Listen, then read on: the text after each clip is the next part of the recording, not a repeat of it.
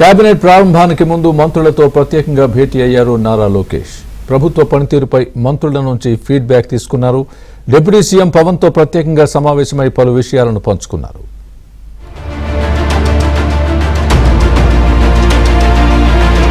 తోటి మంత్రులతో నారా లోకేష్ ప్రభుత్వ పనితీరు గురించి అడిగి తెలుసుకున్నారు.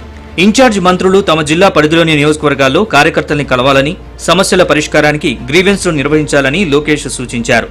కార్యకర్తల నుంచి నియోజకవర్గ పరిస్థితులపై ఇన్ఛార్జ్ మంత్రులు ఫీడ్బ్యాక్ తీసుకోవాలని, అవసరమైతే 1-to-1 భేటీ కావాలని లోకేష్ చెప్పారు.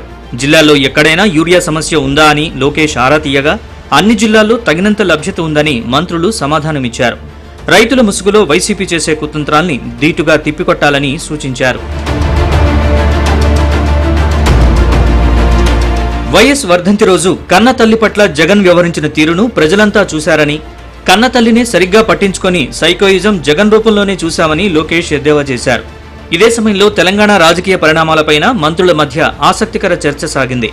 మరోవైపు జీఎస్టీలో 4 స్లాబుల్ని 2కు కుదించి నిత్యావసరాల ధరలు తగ్గించడం చారిత్రాత్మక సంస్కరణగా అభివర్ణించారు నారా లోకేష్.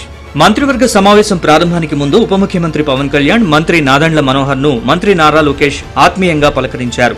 డిఎస్సీ నిర్వహణలో తలెత్తిన సమస్యలు, అధిగమించిన తీరును పవన్తో తన అనుభవాలను లోకేష్ పంచుకున్నారు. ఇటీవల విశాఖలో జరిగిన జనసేన విస్తృత స్థాయి సమావేశం వివరాలను పవన్ వివరించారు. కూటమి తరపున ఈ నెల 10న అనంతపురంలో నిర్వహిస్తున్న సూపర్ 6 సూపర్ హిట్ భారీ బహిరంగ సభ నిర్వహణపైన పవన్, లోకేష్ మధ్య చర్చ సాగింది. రేపటి ఢిల్లీ పర్యటన వివరాలను లోకేష్ పవన్ కు వివరించారు.